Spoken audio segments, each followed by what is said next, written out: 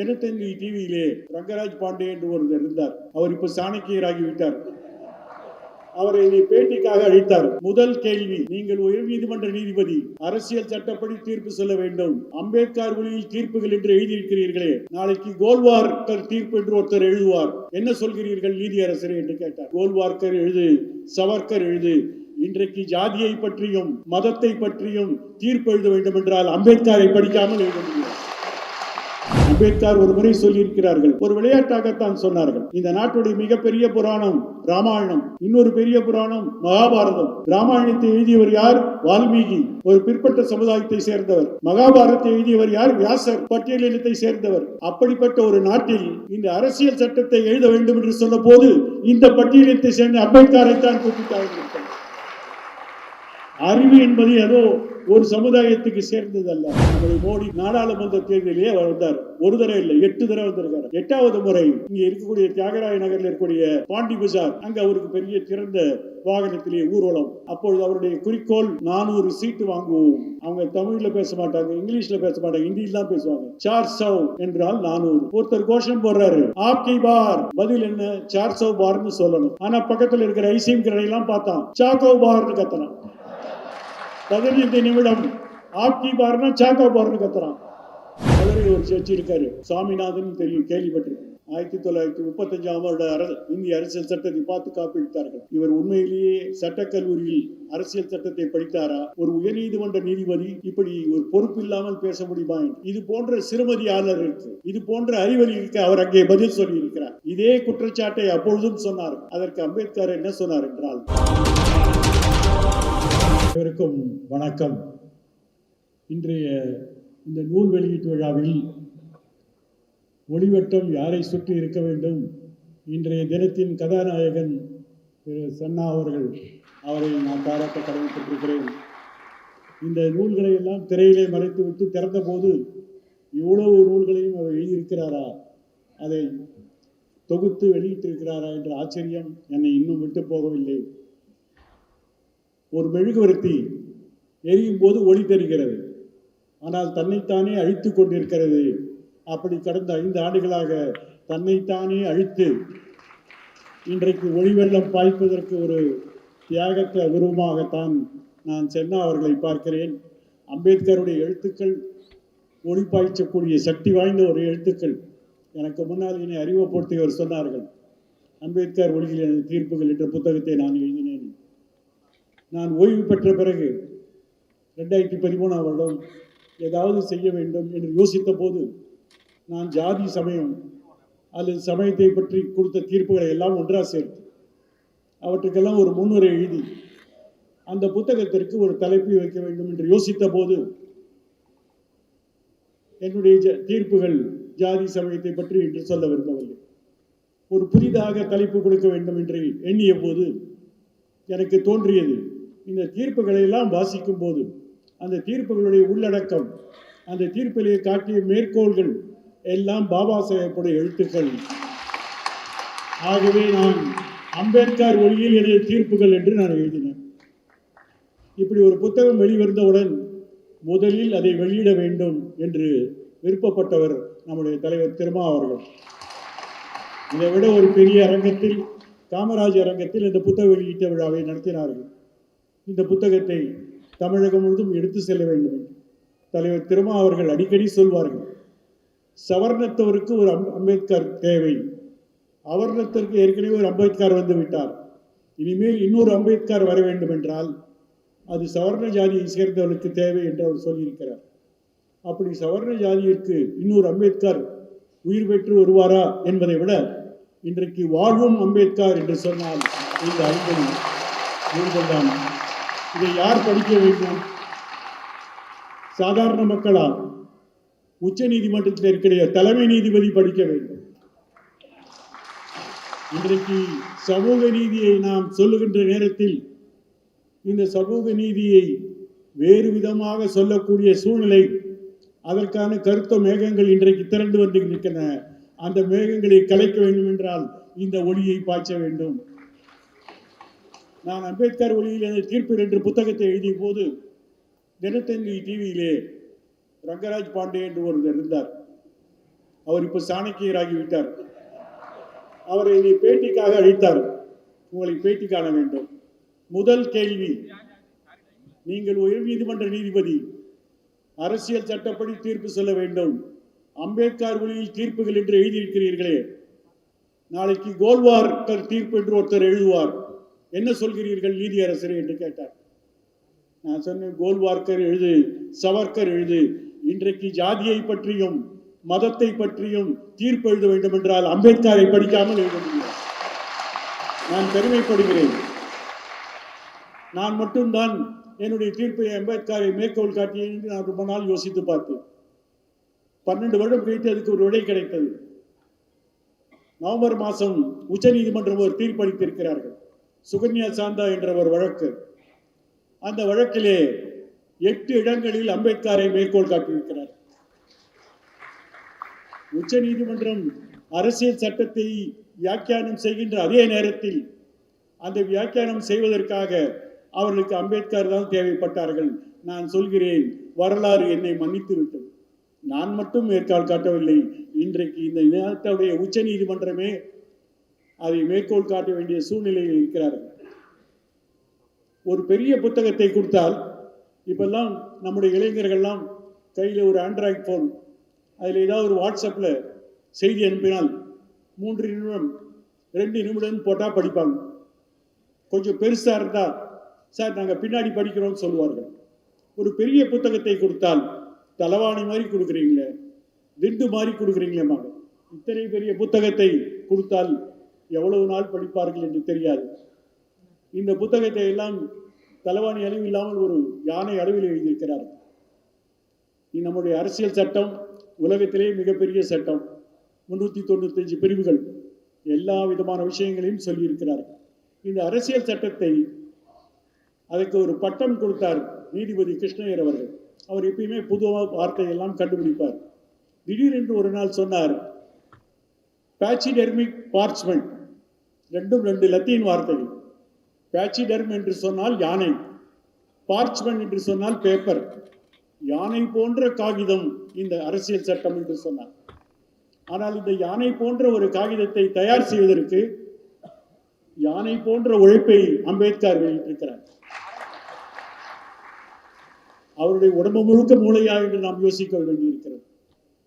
அவருக்கு அமெரிக்காவிலே பட்டம் பெற்று வந்த பிறகு பம்பாயிலே அவருக்கு 2-3 வேலை கிடைத்தது. முதலில் ஒரு சாதாரண ஊழியர், ஒரு கிளர்க், 2வது ஒரு கல்லூரி ஆசிரியர், 3வது துணை மாவட்ட நீதிபதி. எல்லாத்துக்கும் வேற வேற சம்பளம். ஆனால் அம்பேத்கர் அந்த 3 பதவிகளையும் ஒதுக்கிவிட்டு, நான் உழைத்த பழிப்பு, என்னுடைய ஆற்றல் இந்த மக்களுக்கு செல்ல வேண்டும், எனக்கு எந்த பதவியும் வேண்டாம் என்று சொன்னார். அதோடைய விளைவுதான் நாம் இத்தனை எழுத்துக்களை நாம் பார்க்கிறோம். இந்த எழுத்துக்களை எல்லாம் நாம் மக்களிடம் எடுத்து செல்ல வேண்டும் என்று சொன்னால், இந்த எழுத்துக்களுடைய ஒரு சாராம்சம் அவர் நமக்கு கொண்டு கொடுத்த இந்திய அரசியல் சட்டம்.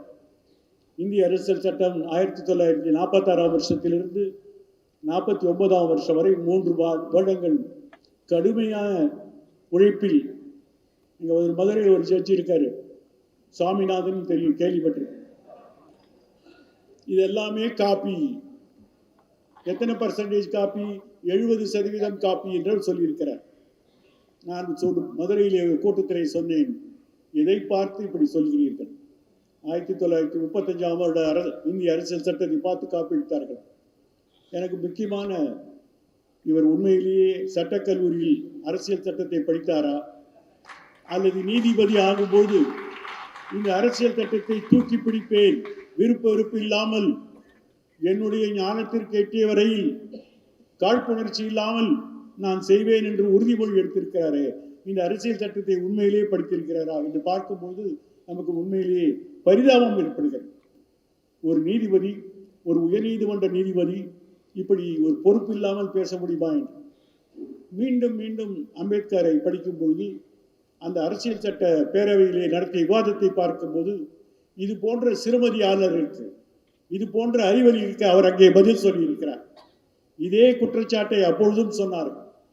அதற்கு அம்பேத்கர் என்ன சொன்னார் என்றால், இதை போன்று குற்றம் சாட்டவர்களை நான் யாரிடம் மன்னிப்பு கேட்கப் போவதில்லை, ஒரு அரசியல் சட்டம் என்று சொன்னால் நாடாளுமன்றம் இருக்கும், நீதிமன்றம் இருக்கும், சட்டமன்றம் இருக்கும், அதிகாரிகள் இருப்பார்கள், அமைச்சரவை இருப்பார்கள். எல்லா நாட்டிலும் அது பொதுதான். ஒரு நிர்வாக இயந்திரம் என்பது நாட்டுக்கு நாடு வேறுபடாது. இதையெல்லாம் தாண்டி இந்த மக்களுக்கு நான் ஒரு அரசமைப்பு சட்டத்தை தயார் செய்திருக்கிறேன் என்று சொன்னால் அதை புரிந்து கொள்ளாதவருக்கு நான் ஏன் பதில் சொல்ல வேண்டும் என்று அன்னைக்கே சொல்லியிருக்கிறார். நான் ஏன் இதை நான் சொல்கிறேன் என்றால், இன்றைக்கு என்றும் இல்லாத அளவுக்கு மிகப்பெரிய தாக்குதல் இந்த அரசியல் சட்டத்தின் மேலும் வளர்ந்து கொண்டிருக்கிறது. ஆகவே நான் அம்பேத்கரை படிக்கிற அதே நேரத்தில் அவருடைய உத்தமமான ஒரு ஒரு உருவகம் இந்த அரசியல் சட்டம், அதை புரிந்து கொள்ள வேண்டும். எனக்கு நன்றாக நினைவு இருக்கிறது, 1946 ஆரம்பித்த இந்த முயற்சி பாகிஸ்தான் பிரிவினைக்கு பிறகு மீண்டும் தீவிரமாக செயல்படுத்தப்பட்டது. 48ஆம் வருடம் இந்த அரசமைப்பு சட்டத்தை அந்த அவை நாமே பேசிக்கொண்டிருக்கிறோம். நாம் இந்த நாட்டுடைய ஒரு சிறிய பகுதி தான். நாம் என்ன பேசுகிறோம், எதை பற்றி பேசுகிறோம், எதை பற்றி நாம் இங்கே விவாதிக்கிறோம் என்பதை மக்களுக்கு தெரிவிக்க வேண்டும். ஆகவே இந்த வரைவு சட்டத்தை மக்களிடம் நாம் வெளியிட வேண்டும் என்று சொல்லி ஒரு முடிவு எடுத்தார்கள். எல்லாருக்கும் படித்து சொல்லுங்கள், உங்களுடைய கருத்தை எல்லாம் சொல்லுங்கள் என்று சொன்னார்கள். அப்பொழுது அந்த அவையுடைய ஒப்புதல் பேரில் இந்திய அரசாங்கம் அந்த அரசமைப்பு சட்டத்துடைய வரைவு திட்டத்தை வெளியிட்டார்கள். வெளியிட்டதோடு இல்லாமல் எல்லா கடைகளிலும், எல்லா ரயில்வே நிலையங்களிலும், எல்லா பேருந்து நிலைய கடைகளிலும் விற்க வேண்டும். அப்பொழுது அந்த புத்தகத்துடைய விலை ₹1.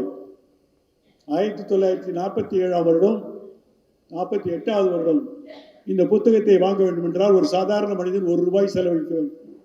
இன்றைக்கு ₹1 எந்த விதமான வேல்யூ இல்லாத, மதிப்பு இல்லாத ஒரு நாணயம்.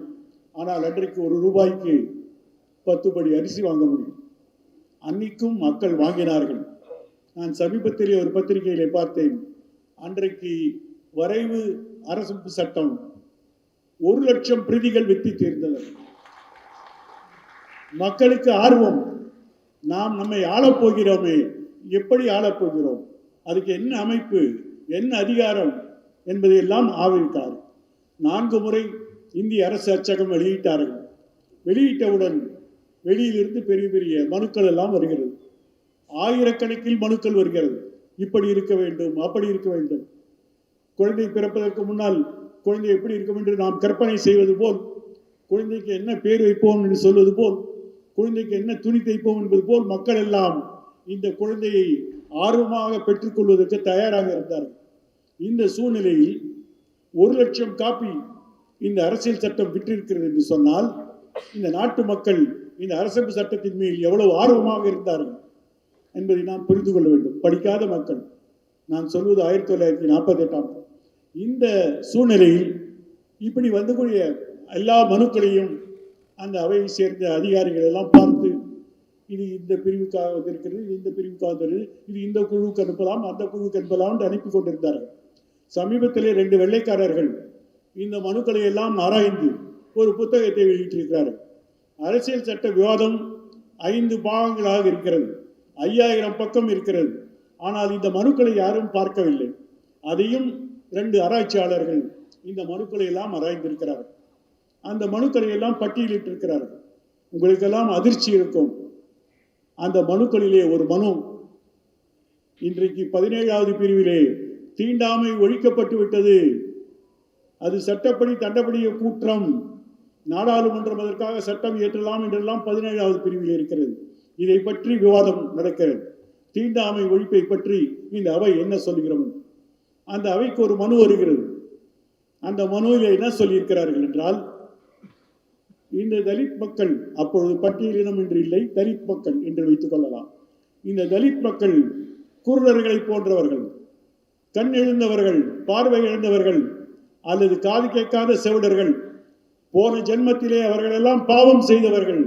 ஆகவே அந்த பாவத்தை அனுபவிக்க வேண்டும். ஆகவே தீண்டாமை ஒழிக்கக்கூடாது என்று எழுதினார்கள். ஒரு மனு. அந்த மனு எங்கே இருந்து வந்திருக்கும் உங்களுக்கு தெரியுமா? கும்பகோணத்திலிருந்து வந்த ஒரு மனு. அந்த மனுவை எழுதியவர்கள் யார் என்று சொன்னால், இந்து மாதர் சங்கம். பெண்களுக்கு திடீரென்று அப்படி ஆத்திரம் எனக்கு தெரியவில்லை. ஆனால் அன்றைய நிலைமையில் 1948ஆம் வருடம் இந்த நாட்டிலே தீண்டாமை இருக்க வேண்டும் என்று சொன்னவர்கள் இருந்தார்கள். அதையெல்லாம் மீறிதான் பாபா சாஹேப் அம்பேத்கரால் 17வது பிரிவை கொண்டு வரப்பட்டது. இந்த நாட்டு மக்கள் எந்த கருத்தை தெரிவித்தார் என்ன, தீண்டாமை என்பது ஒரு மனித உரிமைக்கு விரோதமான செயல் என்று அவரால் செய்ய முடிந்தது என்றால் அவருடைய வாத திறமை, அவருடைய சட்ட திறமை. அம்பேத்கர் ஒரு முறை சொல்லியிருக்கிறார்கள், ஒரு விளையாட்டாகத்தான் சொன்னார்கள், இந்த நாட்டுடைய மிகப்பெரிய புராணம் ராமாயணம், இன்னொரு பெரிய புராணம் மகாபாரதம். ராமாயணத்தை எழுதியவர் யார்? வால்மீகி, ஒரு பிற்பட்ட சமுதாயத்தை சேர்ந்தவர். மகாபாரதத்தை எழுதியவர் யார்? வியாசர், பட்டியலினத்தை சேர்ந்தவர். அப்படிப்பட்ட ஒரு நாட்டில் இந்த அரசியல் சட்டத்தை எழுத வேண்டும் என்று சொன்ன போது இந்த பட்டியலினத்தை சேர்ந்த அம்பேத்கரை தான் கூப்பிட்டார்கள். அறிவு என்பது ஏதோ ஒரு சமுதாயத்துக்கு சேர்ந்ததல்ல. அறிவு என்பது ஒருவருடைய வளர்ச்சி. அதைத்தான் அம்பேத்கர் விளையாட்டாக சொன்னார்கள். அந்த விளையாட்டாக சொன்ன அந்த அம்பேத்கருடைய அந்த அனுபவம், அதை நாம் புரிந்து தெரிந்து கொள்ள வேண்டும். இந்த புத்தகத்தை படித்தால் தெரியும். எனக்கு கொடுக்கப்பட்ட தலைப்பு ஒதுக்கப்பட்ட மக்கள் என்பதை பற்றி ஒரு புத்தகம். நான் அதை படிக்கப் போவதில்லை, உங்களிடம் விளக்கப் போவதில்லை. இன்றைக்கு எங்கள் வீட்டில் உப்புமா பண்ணா வீட்டில் வந்து சொல்லுவாங்க, ஒரு வாய் சாப்பிட்டு சொல்லுங்க உப்பு சரியா இருக்காது. நான் விளக்கி சொல்லி நீங்கள் படிக்க வேண்டாம், நீங்கள் வாங்கி படிக்க வேண்டும். ஆங்கிலத்திலே சொல்வார்கள், the proof of the pudding is in the eating என்று. சாப்பிட்டு பார்த்தா தான் சாப்பிட்ட பொருளுடைய வரும். அதெல்லாம் நான் அதை பற்றி சொல்லவில்லை. ஆனால் ஒன்றை மட்டும் சொல்கிறேன், இன்றைக்கு வைக்கத்துடைய நூற்றாண்டை கொண்டாடுகிறோம். கோயிலுக்குள் நுழைய போராட்டம் அல்ல, கோயில் பக்கத்தில் இருக்கிற தெருவில் செல்வதற்கான ஒரு போராட்டம். தெரு வீதியில் செல்வதற்கு உரிமை இல்லை. அதைத்தான் இன்றைக்கு 100 ஆண்டுகள் வைக்கம் என்று சொல்கிறோம். அதே வைக்கத்துக்கு 2 ஆண்டுகளுக்கு பின்னால் 98 வருடங்களுக்கு முன்னால் செவடார் குளர் போராட்டத்தை அம்பேத்கர் அவர்கள் எடுக்கிறார். பொதுக்குளத்தில் தண்ணீர் எடுப்போம், மனித உரிமை என்று சொன்னார்கள். அப்பொழுது எல்லாரும் கேட்டார்கள், பக்கத்தில் அந்த குளம் இருக்கு, இந்த குளம் இருக்கு, இந்த குளத்தை விட்டு இங்கேயும் வந்து. அதற்கு டாக்டர் அம்பேத்கர் அவர்கள் சொன்னார்கள், நாங்கள் எங்கிருந்து வேண்டுமானாலும் தண்ணீர் எடுக்கலாம், ஆனால் இந்த குளத்தில் பொது குளத்தில் நாங்கள் எடுக்கக்கூடாது என்று தடை வரும்போது அதை நாங்கள் மீறுவோம் என்று சொன்னார். மீறுவது என்பது மனித உரிமை. ஒரு சாதாரண மனிதனுக்கு வாழ உரிமை என்றால் இந்த குளத்திலிருந்து ஏன் தண்ணீர் எடுக்கக்கூடாது? எல்லாத்தையும் விட அந்த போராட்டம் 8 நாளுக்கு பிறகு கடைசியாக அம்பேத்கர் ஒரு அதிர்ச்சி தரமான ஒரு காரியத்தை செய்தார்கள். இன்னும் 2 வருடம் கழித்து நாம் அதை 100 ஆண்டு கொண்டாட போகிறோம். கடைசி நாள் என்று ஒரு புத்தகத்தை எரித்தார். அந்த புத்தகம் என்ன என்று தெரிந்தால் மனுஸ்மிருதி என்று சொல்லக்கூடிய மனு தர்மத்தை எரித்தார். இன்றைக்கு நாம் எரித்தால் என்ன ஆகும் தெரியும். நானும் திருமா அவர்களும் புழல் சிறையில் இருப்போம். ஆனால் அன்றைக்கு எரித்தார்கள். இந்தியா முழுவதும் பேசப்பட்ட ஒரு பொருளாக இருந்தது. எல்லா பத்திரிகையும் எழுதினார்கள், மனுஸ்மிருதியை எய்த்து விட்டார், மனு தர்மத்தை எய்த்து விட்டார் என்றெல்லாம் சொல்றார். இன்னைக்கு சனாதர்மம் பெரிய பெரிய பீட்டி எல்லாம் வந்து கொண்டிருக்கு. மனு எதிர்ப்போது அவர் சொன்னார், அவர்கள், நான் இதை எரிப்பது ஒரு அடையாள போராட்டம். இந்த நாட்டு மக்களுக்கு உரிமை இல்லாத ஒரு தர்மத்தை வைத்துக்கொண்டு தர்மம் என்று சொல்வதா என்று அவர் கேள்வியை கேட்டார்கள். நாம் அதே கேள்வியை இன்றைக்கும் கேட்கிறோம். இன்றைக்கு மனுவுக்கு ஒரு சிலை இருக்கிறது. யாரும் மனுவை பார்த்ததில்லை. ஒரு மனுதான் இருக்கிறாரா, 2 பேர் மனு இருக்கிறார்களான்னு நமக்கு தெரியாது. ஆனால் ஒரு நீதிமன்றத்தில் இன்றைக்கு மனுவுக்கு சிலை இருக்கிறது. ராஜஸ்தான் உயர் நீதிமன்றத்தில் அதோடைய ஜெய்ப்பூர் கிளையில் வாசலில் ஒரு பெரிய மனு சிலை இருக்கு. யாரும் பார்த்ததில்லை. நம்முடைய அம்பேத்கர் சிலை இன்றைக்கு சென்னை உயர் நீதிமன்றத்தில் இருக்கிறது. போன வருடம் உச்ச நீதிமன்றத்திலே ஒரு சிலை தேர்ந்தெடுக்கிறார். ஆனால் சிலை வைக்கக்கூடிய இடத்திலெல்லாம் அம்பேத்கரை நாம் கூண்டிலே அடைத்து வைத்திருக்கிறோம். எந்த மனிதன் நமக்கு சுதந்திரத்தை வாங்கி தந்தாரோ, எந்த மனிதன் நம்முடைய சுதந்திர உரிமையை பேசினாரோ அந்த மனிதனை நம்ம கூண்டில் அடைச்சு வச்சிருக்கோம். ஆனால் அங்கே மனு சிலை எந்த விதமான பாதுகாப்பும் தைரியமாக இருக்கிறது. 2019ஆம் வருடம் 2 பெண்கள் அந்த சிலை மீது ஏறி தார் பூசினார்கள். காவல்துறை அவர்களை கைது செய்து காவல் நிலையத்துக்கு எடுத்து சென்றார்கள். ஏம்மா, ஏன் இதையெல்லாம் செய்தீர்கள் என்று கேட்டார்கள். அந்த 2 தைரியசாலிகளும் அந்த வாக்குமூலத்திலே சொன்னார்கள், எங்களை மனிதர்களாகவே கருதாத இவருக்கு நீதிமன்றத்தில் என்ன செலவு? இன்றைக்கு மனுவை அல்லது மனு தர்மம் என்று சொல்லக்கூடிய தர்மம் என்று சொல்லக்கூடிய அதர்மம், அதை புதைக்க வேண்டிய ஒரு சூழ்நிலையை டாக்டர் அம்பேத்கர் அவர்கள் ஏற்றினார். 1927 அவர் எரித்தது ஒரு நகல். ஆனால் 1950 26 ஜனவரி அன்றுக்கு வந்த அரசியல் சட்டத்தில் மனு குழி தோண்டி புதைக்கப்பட்டது. நான் சொல்லவில்லை, இந்த சுகன்யா சாந்தா என்ற வழக்கிலே உச்ச நீதிமன்றம் சொல்லியிருக்கிறார்கள். இந்த 15வது பிரிவு இதுவரை இருக்கக்கூடிய ஜாதி வேறுபாடுகளை எல்லாம் கலைந்து ஒரு புதிய சமதர்ம சமுதாயத்தை உண்டாக்கிய பிரிவு என்று சொல்லியிருக்கிறார். இன்றைக்கு மனுநீதி புதைக்கப்பட்டு விட்டது, சமநீதி அதற்கு உத்தரவாதம் கொடுக்கப்பட்டிருக்கு சொன்னால் இந்த அரசியல் சட்டத்திலே கொடுக்கப்பட்டிருக்கு. இந்த அரசியல் சட்டத்தை நாம் பாதுகாக்க வேண்டும்.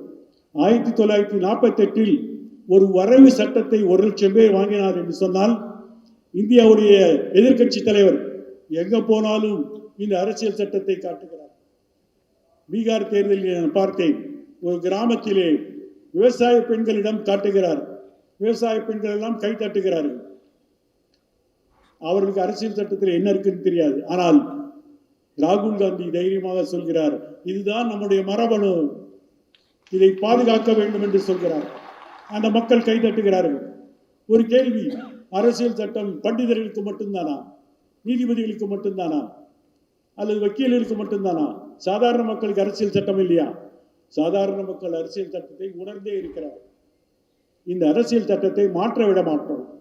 மாற்றுவேன் என்று சொல்பவருக்கு நாங்கள் மாற்று வழியை வைத்திருக்கிறோம். நம்முடைய மோடி நினைச்ச நேரம் வராரு, தேர்தல் வந்து விட்டோடனே வந்துடுவார். இப்பயும் வந்துட்டு போயிருக்காரு, பரவாயில்ல. போன தேர்தலில் நாடாளுமன்ற தேர்தலிலே வந்தார். ஒரு தடவை இல்லை, 8 தடவை வந்திருக்காரு. 8வது முறை இங்கே இருக்கக்கூடிய தியாகராய நகரில் இருக்கக்கூடிய சவுந்தர பாண்டியன் அங்காடி, பாண்டி பஜார், அங்கே அவருக்கு பெரிய திறந்த வாகனத்திலே ஊர்வலம். அப்பொழுது அவருடைய குறிக்கோள் 400 சீட்டு வாங்குவோம். அவங்க தமிழில் பேச மாட்டாங்க, இங்கிலீஷில் பேச மாட்டாங்க, ஹிந்தியில் தான் பேசுவாங்க. 400 என்றால் 400. ஒருத்தர் கோஷம் போடுறாரு, ஆப்கி பார். பதில் என்ன? 400 பார்னு சொல்லணும். ஆனால் பக்கத்தில் இருக்கிற ஐசிஎம் கடையெல்லாம் பார்த்தான், சாக்கோ பார்னு கத்துறான். 15 நிமிடம் ஆப்கி பார்னா சாக்கோ பார்னு கத்துறான். உண்மையில் மக்கள் இந்த தேர்தலில் சாக்கோ பார் தான் கொடுத்தாங்க. 400 வரவில்லை, 240 தான் வந்தது. மக்களுக்கு தெரியும், பெரும்பான்மை கொடுத்தால் இந்த அரசியல் சட்டத்தை புதைத்து விடுவீர்கள். போன வாரம் சொல்றார் RSS தலைவர், this is a Hindu nation, இது இந்துக்களுடைய நாடு. எங்க சார் போட்டிருக்கு? சட்டம் தேவையில்லை, மக்கள் உணர்ந்து விட்டார்கள். இப்படிப்பட்ட அரசமைப்பு சட்டத்தை புதைப்பதற்காக, அரசமைப்பு சட்டத்தை மாற்றுவதற்கான சக்திகள் எல்லாம் ஒரு பக்கத்தில் இருக்கும் பொழுது நாம் அரசியல் சட்டத்தை தூக்கி பிடிக்கிறோம். அரசியல் சட்டத்தை பார்க்க வேண்டும். அந்த அரசியல் சட்டத்துக்கு உயிரும் அல்லது சதையும் அதனுடைய ஆன்மாவையும் கொடுத்தவர் டாக்டர் அம்பேத்கர். அதற்கான அவருடைய சிந்தனை மரபு, இந்த சிந்தனையெல்லாம் அவர் கொலம்பியாவில் படிச்சாரா, இன்றைக்கு ஒரு புத்தகம் வந்திருக்கிறது. அம்பேத்கருக்கு இந்த சிந்தனை மரபுகள்லாம் எங்கே தோன்றியது? திடீரென்று அவர்களை வரவில்லை. உங்களுக்கெல்லாம் தெரிந்திருக்கும், டாக்டர் அம்பேத்கர் அவர்கள் மகாராஷ்டிராவில் இருந்தாலும் அந்த பம்பாய் மாகாணத்திலிருந்து தேர்ந்தெடுக்கப்படவில்லை. தேர்தலில் தோற்றுவிட்டார்கள். மேற்கு வங்க மாநிலத்தில் இஸ்லாமியர் அதிகமாக இருக்கக்கூடிய சட்டமன்றத்திலிருந்து அவர் சட்டப்பேரவைக்கு தேர்ந்தெடுக்கப்பட்டார்கள். அந்த சட்டப்பேரவைக்கு தேர்ந்தெடுத்த போது இவரைத்தான் இந்த வரைவு கமிட்டியுடைய தலைவராக இருக்க வேண்டும் என்று அவர் நினைத்தார்கள். ஆனால் 48ஆம் வருடம் பாகிஸ்தான் பிரிந்த பிறகு, இஸ்லாமிய உறுப்பினர்களெல்லாம் போன பிறகு அம்பேத்கருடைய பதவி காலியாகிவிட்டது. ஆனால் அவருடைய சேவை தேவை என்று பண்டித நேரு அவர்கள் நினைத்தார்கள். ஆனால் இந்த இடத்திலிருந்து தேர்ந்தெடுப்பது, பண்டித நேரு அவர்கள் பம்பாய் ஆளுநருக்கு ஒரு கடிதம் எழுதினார்கள், உடனடியாக அவரை நாமினேட் பண்ணி அனுப்புங்கள். பம்பாய் கவர்னர் தன்னுடைய அந்த பிரத்யேக அதிகாரத்தை பயன்படுத்தி டாக்டர் அம்பேத்கர் அவரை மீண்டும் அந்த அவைக்கு அனுப்பினார். அந்த அவையிலே 2.5 ஆண்டுகள் கஷ்டப்பட்டு 26/11/1949 தேதி அன்று இந்த அவை அவருடைய அந்த ஆவணத்தை ஏற்றுக்கொள்கிறார். நூற்றுக்கணக்கான விவாதம், 7000 வெற்றி தீர்மானங்கள், மணிக்கணக்காக பேசுகிறார்கள். இவற்றையெல்லாம் பொறுமையாக பதில் சொன்ன அம்பேத்கர் அவர்கள் இந்த ஆவணத்தை முழுமையாக வைத்து அந்த அவையிலே சொல்கிறார்கள், இன்றைக்கு உங்களிடம் ஒப்படைத்திருக்கிறோம், இதை நிறைவேற்றுவதும் அல்லது நிறைவேற்றாமல் இருப்பதும் உங்களுடைய கடமை. ஆனால் நாம் இன்றைக்கு அரசியல் சுதந்திரம் பெற்றிருக்கிறோம். என்றைக்கு சமூக விடுதலை பெறுகிறோமோ, என்றைக்கு பொருளாதார விடுதலை பெறுகிறோமோ அன்றைக்குத்தான் இது உண்மையான சுதந்திர இந்தியாவாக இருக்கும். இல்லை என்றால் இந்த இந்தியா சிதறுண்டு போகும் என்று அவர் ஆரம்பித்தார். 1949 அவர் எச்சரித்திருக்கிறார். 76 ஆண்டுகளுக்கு முன்னால் எச்சரித்திருக்கிறார், இந்த நாடு சிதறுண்டு போகும். இப்படிப்பட்ட பட்டியல் மக்களுக்கு இடஒதுக்கீடு எப்படி வந்தது, இந்த அரசியல் சட்டத்தில் எப்படி வந்தது, இப்படி எல்லாம் ஒரு வரலாறு இருக்கிறது. முதல் சட்ட திருத்தம் 1951 டாக்டர் அம்பேத்கர் அவர்கள் இருக்கும் பொழுது செய்யப்பட்டது. இடஒதுக்கீட்டை பட்டியலின மக்களுக்கும் பழங்குடி மக்களுக்கும் பொருளாதார ரீதியாக இல்லாமல் சமூக ரீதியாகவும் கல்வி ரீதியாகவும் பின்பற்றவர்களுக்கு இடஒதுக்கீடு என்ற ஒரு திருத்தம் கொண்டு வரப்படும். இந்த இடைவெளி திருத்தம் 3 முறை இன்றைக்கு திருத்தப்பட்டிருக்கிறது.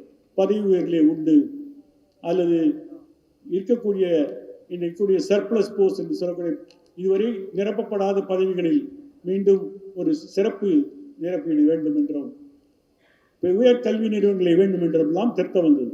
ஆனால் 106வது திருத்தத்திலே பொருளாதார ரீதியாக பின்பற்றவர்களுக்கு ஒரு இடஒதுக்கீடு 10%. யார் இந்த பொருளாதார நலிவுற்றவர்கள் என்று சொன்னால், பச்சையாக சொன்னால் சவர்ணத்தார் உயர்ஜாதி மக்களுக்கு அப்படி ஒரு இடஒதுக்கீடு. இதை அரசியல் சட்டத்துடைய மோசடி என்று நாம் சொல்லலாம். என்றைக்கு சமூகத்திலே பிற்பட்டவர்கள் கல்வி ரீதியாக பிற்பட்டவர்களுக்கு இடஒதுக்கீடு என்று சொன்னீர்களோ, இன்றைக்கு எல்லாருக்கும் இடஒதுக்கீடு என்று சொன்னால் இது பேர் இடஒதுக்கீடா, இது பேர் சமூக நீதியா என்ற கேள்வியை நாம் எழுப்ப வேண்டும். நம்முடைய முதலமைச்சர் அவர்கள் இந்த 106வது சட்ட திருத்தத்தை தமிழ்நாடுக்கு நாங்கள் அனுமதிக்க மாட்டோம் என்று சொல்லிவிட்டார். அதற்காக பாராட்ட வேண்டும், மீண்டும் ஒரு முறை அவரை பாராட்ட வேண்டும். இன்றைய காலை அவர் அறிக்கையை விட்டிருக்கிறார்கள். உங்களுக்கெல்லாம் தெரியும், இடஒதுக்கீடு வந்துவிட்டோம், கல்வி நிறுவனத்துக்கு வந்துவிட்டோம். ஆனால் தினசரி கொடுமை, தினசரி அங்கே சித்திரவதை, இவற்றையெல்லாம் தடுக்க வேண்டும் என்று ஒரு முயற்சி. ஹைதராபாத்திலே ரோஹித் வெமிலா என்ற ஒரு மாணவன் இந்த ஜாதி கொடுமையை பொறுக்காமல் தற்கொலை செய்து கொண்டான். தற்கொலை செய்து கொண்டு அவன் போகவில்லை, ஒரு துண்டு பிரசுரத்தை எழுதிவிட்டிருக்கிறான். அந்த கடிதத்தில் எழுதியிருக்கிறான், நாங்கள் இடஒதுக்கீட்டில் வந்தாலும் இங்கே படிக்கக்கூடிய சூழ்நிலை இல்லை, எங்களை சவர்ணத்தார் தொடர்ந்து கொடுமைப்படுத்துகிறார்கள் என்கிறார். அந்த பையனுடைய அம்மா ராதிகா வெமுலா அவர்கள் சும்மா இல்லை, தன் மகனை பறிகொடுத்து விட்டார்கள். ஆனால் உச்ச நீதிமன்றத்துடைய கதவை தட்டி இருக்கிறார். என் மகன் இறந்தால் பரவாயில்லை, என் மகன் போல் லட்சக்கணக்கான மக்கள் இன்றைக்கு கல்வி நிறுவனத்தில் இருக்கிறார்கள், அதற்கு பல்கலைக்கழக மானியம் என்ன செய்தது? இடஒதுக்கீடு கொடுத்து உள்ள வைந்து விட்டோம், உள்ளே வந்தால் சித்திரை முகாமாக இருக்கிறது, வதை முகாமாக இருக்கிறது, இதையெல்லாம் தடுக்க வேண்டும். உச்ச நீதிமன்றம் அந்த வழக்கை ஏற்றுக்கொண்டார்கள். பம்பாயிலே இன்னொரு பெண், ஒரு டாக்டர், பாயல் என்று ஒரு டாக்டர், அவர் அங்கே ஒரு நாயர் ஆஸ்பத்திரியில் வேலை செய்கிறார்கள். அங்கேயும் இதே மாதிரி கொடுமை. அவளும் தற்கொலை செய்து கொண்டார். அவளுடைய அம்மாவும் அங்கே ஒரு மனு போட்டிருக்கிறார்கள். இந்த 2 மனு 5 ஆண்டுகளாக விசாரிக்கப்பட்டது. 5 ஆண்டுகள் விசாரணைக்கு பிறகு சென்ற ஆண்டு பல்கலைக்கழக மானியக் குழு சொன்னார்கள், இப்படிப்பட்ட இடஒதுக்கீட்டில் வரக்கூடிய மாணவர்கள் அல்லது பட்டியலிடப்பட்ட மாணவர்களுக்கு நாங்கள் ஒவ்வொரு வளாகத்திலும் அவருடைய குறையை நிவர்த்தி செய்வதற்காக ஒரு குழுவை அமைப்போம், கிரீவன்ஸ் ரிட்ரஸல் மெக்கானிசம். அவருடைய குறை என்னவென்றால் தீர்ப்பதற்கு ஒரு சிறப்பு அதிகாரி போடுவோம் என்றெல்லாம் சொன்னார்கள். அப்பொழுது உச்ச நீதிமன்றத்தில் வேற ஒரு நீதிபதி, இதுவரை 5 முறை 5 நீதிபதிகள் மாறிவிட்டார்கள். போன முறை வந்தபோது அந்த தலைமை நீதிபதி கேட்டார், இதை வெளியிடுவதற்கு என்ன இல்லை உங்களுக்கு இவ்வளவு கால் தாமதம்? இன்றைக்கு போன வாரம் பல்கலைக்கழக மானிய குழு அந்த வரைவு நகலை இறுதி நகலாக வெளியிட்டு விட்டார்கள். அதோடைய 3வது பிரிவிலே பட்டியலின மக்கள் ஜாதி கொடுமைக்கு உட்பட்டால் அவர்கள் மீது கடுமையாக நடவடிக்கை வேண்டும் ஒரு பிரிவு இருக்கிறது. யாருக்கு சித்திரவதையோ அவளுக்கு தான் நிவாரணம், யாருக்கு ஆபத்தோ அவளுக்கு தான் மருத்துவமனையில் இடம். ஆனால் இப்போது அதுக்கு எதிராக மிகப்பெரிய போராட்டத்தை அறிவித்திருக்கிறார்கள். இந்த பிரிவு நடைமுறைக்கு வந்தால் நாங்கள் போராடுவோம். எப்படி மண்டல் கமிஷன் வந்தபோது பாஜகவும் RSSம் போராடினார்களோ இடஒதுக்கீடு கூடாது என்று, இன்றைக்கு புதிய ஒரு போராட்டம். என்ன போராட்டம்? இப்படி பட்டியலின மக்களுக்கு என்று சிறப்பு குறை தீர்ப்பு அமைப்பு வைக்கக்கூடாது. உடனடியாக நீதிமன்றம் போகிறார்கள். அந்த சவர்ணத்தாருக்கு ஒரு ஒரு ஒரு ஆயுதப்படை இருக்கிறது வட இந்தியாவில், கர்ணி சேனா என்று பெயர். அந்த கர்ணி சேனாவுடைய தலைவர் சொல்கிறார், இந்த பிரிவு, இந்த ஒழுங்காற்று விதிகள் நடைமுறைக்கு வந்தால் நாங்கள் ஒவ்வொரு பாஜகக்காரனையும் உதைப்போம் என்று சொல்கிறார். அந்த அளவுக்கு பிரச்சாரம் நடக்கிறது. இதே போல்தான் மண்டல் கமிஷன் போதும் நடத்தினார்கள். அப்பொழுது இந்தியன் எக்ஸ்பிரஸ் பத்திரிகை எழுதினார்கள், நீதிமன்றம்லாம் போவாதீங்க, டேக் டு த ஸ்ட்ரீட்ஸ், வீதிக்கு செல்லுங்கள் என்று ஒரு பத்திரிகைக்காரர் எழுதினார். இன்றைக்கு இந்த விதிகளுக்கு எதிராக ஒரு போராட்டம் தயாரானவுடன் பாஜக ரொம்ப கூலா சொல்றான், கவலைப்படாதீங்க, நீதிமன்றம் தான் இருக்கு, பார்த்துக்கலாம். தலைமை நீதிபதி அவர்கள் அதற்கு தடை உத்தரவு கொடுக்கிறார்கள். பிறப்பதற்கு முன்னாலே அதை கொலை செய்து விட்டார்கள். அப்படி கொலை செய்தால் பரவாயில்லை, தலைமை நீதிபதி சொல்கிறார்கள், ஒரு ஜாதிக்கு மட்டும் நீதியை நாங்கள் ஏற்றுக்கொள்ள முடியாது. இன்னைக்கு காலையில் எல்லா பேப்பர்லையும் பாருங்க, அது என்ன ஒரு ஜாதிக்கு மட்டும் நீதி? யார் பாதிக்கப்படுவார்களோ, பாதிக்கப்பட்ட ரோஹித் வெமுலா, பாதிக்கப்பட்ட டாக்டர் பாயல், இவர்களுக்கு ஒரு பாதுகாப்பு வேண்டும் என்ற முறையில் தான் அந்த விதிகள் முறையில் கொண்டு வந்தது. பல்கலைக்கழக மாணவி குழுவிலே அறிஞர்கள் இருக்கிறார்கள், பெரிய பெரிய பேராசிரியர்கள் இருக்கிறார்கள். 5-6 வருடம் அவர்கள்லாம் விவாதித்துத்தான் இந்த அறிக்கை வந்திருக்கிறது. ஆனால் ஒரு நிமிடத்தில் நம்முடைய தலைமை நீதிபதி அவர்கள் அதில் தடை கொடுக்கிறார்கள். தடை கொடுத்த பிறகு அது ஒரு நியாயம் சொல்கிறார்கள். we will not allow this caste based rule. அப்படி என்று சொன்னால் இடஒதுக்கீட்டையும் ஜாதி என்று சொல்வார்கள்.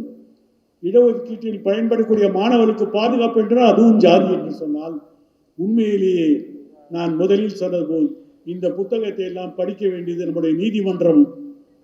அவர்களிடம் நான் சொல்ல வேண்டும், படிங்கள், அம்பேத்கரை படிங்கள்.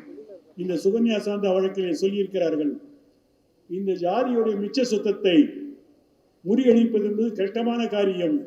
ஆனால் நீதிமன்றம் ஒரு செயலாக்கத்துடன் செயல்பட வேண்டும்.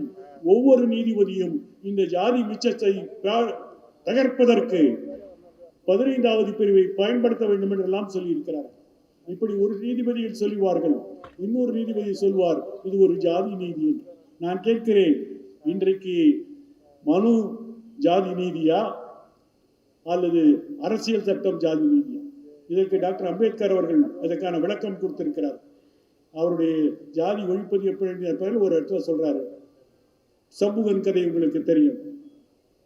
படிப்பதற்கு, வேதத்தை கற்பதற்கு பிராமணருக்கு மட்டும்தான் உரிமை. பிராமணர் அல்லாதவர் கட்டால் மனு என்ன சொல்லியிருக்காரு, காதலை ஈயத்தோ ஊத்து. அது மட்டுமல்ல, ஜாதியை புறக்கணித்து ஜாதிக்கு விரோதமாக செயல்படுவதற்கு மரண தண்டனை. சம்புகன் என்பவன் தானா, அங்கே யாரோ ஐயர்கள்லாம் ஓதுகிறார்கள், இதை போ அவர் கேட்டுக்கிறார், கேட்டு மனப்பாடம் செய்கிறார்கள். யாரோ ஒருவர் சொன்னார்கள், சம்புகன் திருட்டுத்தனமாக வேதத்தை கற்றுக்கொண்டான். ராமனுடைய அவையிலே அவரை கொண்டு வருகிறார்கள். இதெல்லாம் ராமாயணத்துடைய உபகதைகள், சம்புகன் கதை. ராமன் அதை விசாரிக்கிறான், ஆமாம் வேதத்தை கற்றுக்கொண்டேன், ஆனால் நீ பட்டியலினத்தை சேர்ந்தவன், நீ வேதத்தை கற்றுக்கொள்வதா? தண்டனை என்ன? மரண தண்டனை. சம்புகனுடைய தலை வெட்டப்பட்டது ராமனுடைய சபையில். இதை பார்த்த பல பேர் கொதித்தெழுகிறார்கள். ராமனை பற்றி இவ்வளவு சொல்கிறார்கள். வட இந்தியாவிலே இஸ்லாமியர்கள் ராமனை பார்த்து என்ன சொல்வார்கள் என்றால், மரியாதை புருஷன் என்று சொல்வார். கடவுள் அல்ல, கடவுளுடைய அம்சம் அல்ல, அவதாரம் அல்ல, மரியாதைக்குரியவர்.